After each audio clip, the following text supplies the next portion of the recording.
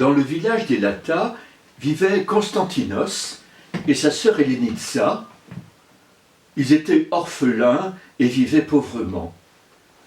Grande était l'affection qu'ils avaient l'un pour l'autre. Le matin, Constantinos descendait au port.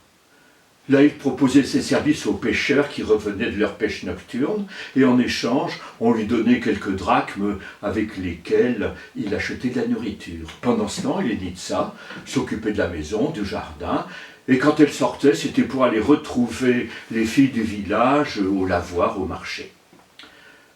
Un jour, c'était en fin de matinée, Constantinos est revenu avec 3 poissons, 3 sardines.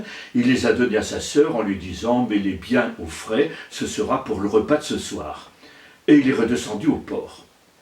Dans l'après-midi, Helenitsa est allée dans le jardin pour se mettre sous la vigne à l'abri du soleil. Elle a commencé à broder tout en étant plongée dans des rêveries de jeune fille. Elle a entendu du bruit à la porte du jardin. C'étaient 3 vieilles, plus vieilles que les chemins, plus ridées que l'écorce des arbres, qui demandaient un peu à boire pour étancher leur soif et la permission de se reposer un moment avant d'entreprendre leur long voyage. Helenitsa s'est précipitée, a ouvert le portillon, les a fait entrer, les a installées autour de la table, et elle était désolée, elle n'avait pas grand-chose à leur offrir. Elle est allée dans la maison, et quand elle est revenue, sur une grande assiette, il y avait 3 sardines grillées, des tranches de tomates, il y avait du citron, il y avait des olives, il y avait de la feta, il y avait des grappes de raisin de Smyrne, et il y avait même du tsipouro. Les vieilles ont mangé, ont bu, et à la fin, l'une a dit « Mes sœurs, que donnerons-nous à cette jeune fille au cœur pur et généreux ?» « Moi je sais, a dit la première, chaque fois qu'elle se peignera, des perles rouleront de ses cheveux. Moi je sais, a dit la seconde, chaque fois qu'elle se lavera les mains, des poissons jailliront. Moi je sais, a dit la troisième, chaque fois qu'elle s'essuiera le visage, des roses fleuriront sur ses joues. Des perles roulent de ses cheveux, et des poissons jaillissent, et sur le bord de ses joues, on voit fleurir des roses. À peine avait-elle achevé ces mots que les 3 vieilles ont disparu, laissant Helenitsa dans un étonnement émerveillé. Elle a pensé qu'elle avait rêvé, alors elle est allée dans le petit réduit qui lui servait de cabinet de toilette. Là, elle a versé de l'eau sur ses mains et des poissons ont jailli avec des écailles étincelantes. Elle a pris une serviette, elle s'est essuyé les joues et des roses ont fleuri sur ses joues. Et puis, elle a fait glisser son peigne dans sa chevelure noire et épaisse et des perles ont roulé. Le soir, quand Constantinos est revenu, il est entré dans la maison, il a senti une bonne odeur de poisson grillé. Sur la table, il y avait des dorades, il y avait des rascasses, il y avait des rougets. Et puis, dans un vase de terre, il y avait une rose qui s'épanouissait. Il était étonné, il a interrogé sa sœur et il lui a tout expliqué. Alors il lui a demandé de passer son peigne dans ses cheveux plusieurs fois et les perles ont roulé. Oh, il aimait sa sœur, mais elle était devenue un véritable trésor. Il a recueilli les perles, il les a mises dans un sac et le lendemain, il a annoncé à sa sœur qu'il allait prendre le bateau, aller sur le continent pour aller vendre ses perles au marché de la ville portuaire. Sa sœur s'est récriée « Mais mon frère, ne sommes-nous pas heureux ainsi? Pourquoi vouloir changer notre vie simple? La richesse n'apporte que le malheur. » Mais le frère n'a pas voulu l'écouter. Il a pris le bateau qui allait de l'île de Psaros jusqu'au continent. Et après une traversée qui ne durait pas plus d'1 heure, il est arrivé à la ville portuaire, il est allé au marché, il s'est installé dans un coin, et là, il a sorti quelques perles qu'il a posées devant lui.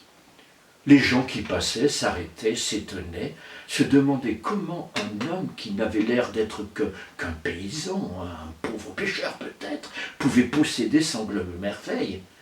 Alors les langues sont allées bon train, et les ragots, et les soupçons, et les cœurs mauvais.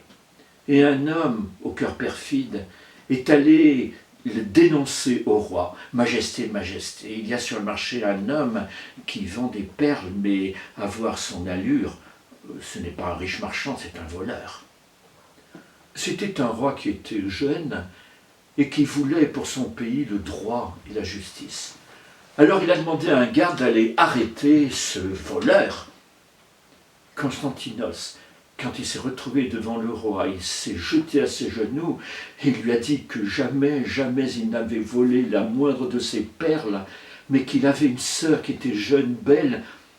Elle avait le cœur si pur et si généreux que le ciel lui avait donné des dons extraordinaires.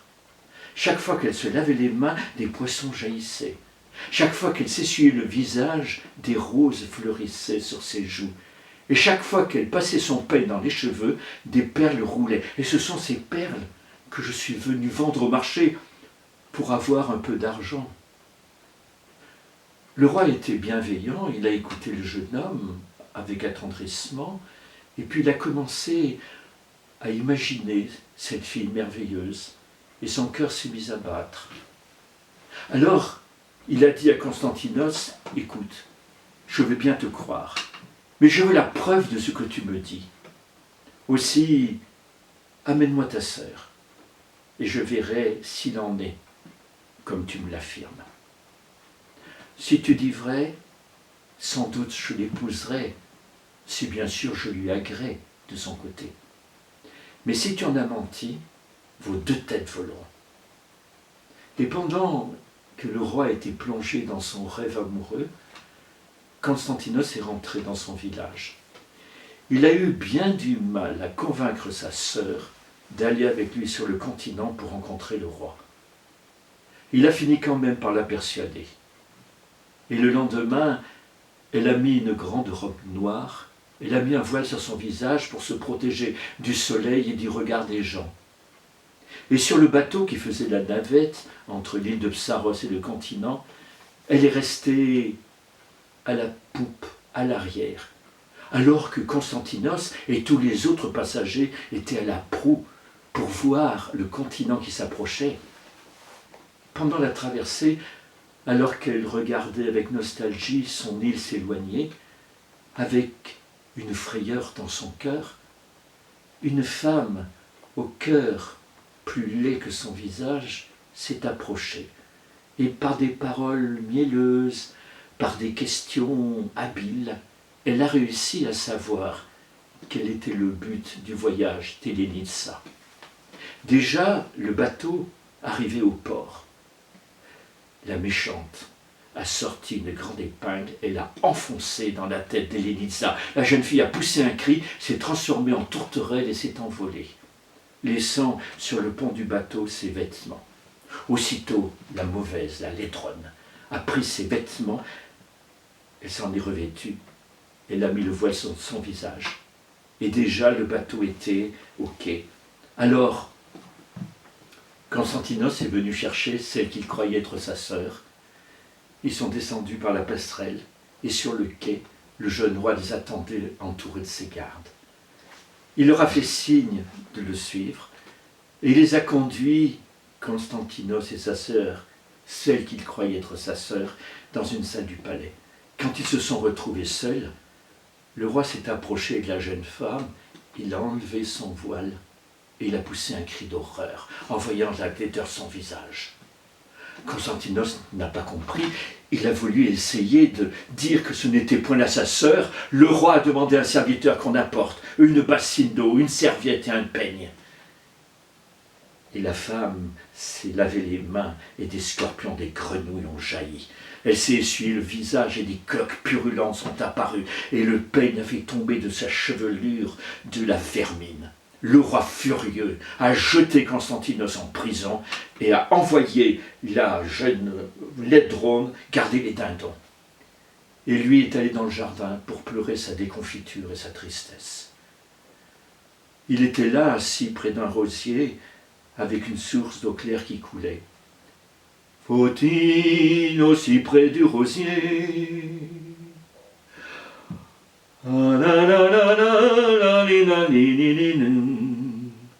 Cueillez, cueillez, amant, cueillez. Ah.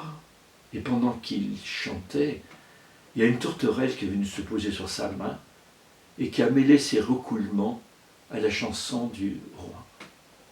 Il a caressé la tête de la tourterelle et il a senti comme une grosseur, une épingle. Il l'a retirée. À peine est-elle sortie de la tête de l'oiseau qu'aussitôt il y a eu un froissement d'ailes et à la place de l'oiseau, il y avait une jeune fille très belle, peu vêtue, ce qui n'a pas été pour déplaire au roi. Aussitôt, il a demandé à un serviteur d'apporter une bassine d'eau, une serviette et un peigne. Les perles roulent de ses cheveux, et des poissons jaillissent, et sur le bord de ses joues, on voit fleurir des roses, et sur le bord de ses joues, on voit fleurir des roses. Chacun a eu ce qu'il méritait. Celle qui gardait les dindons a continué à garder les dindons.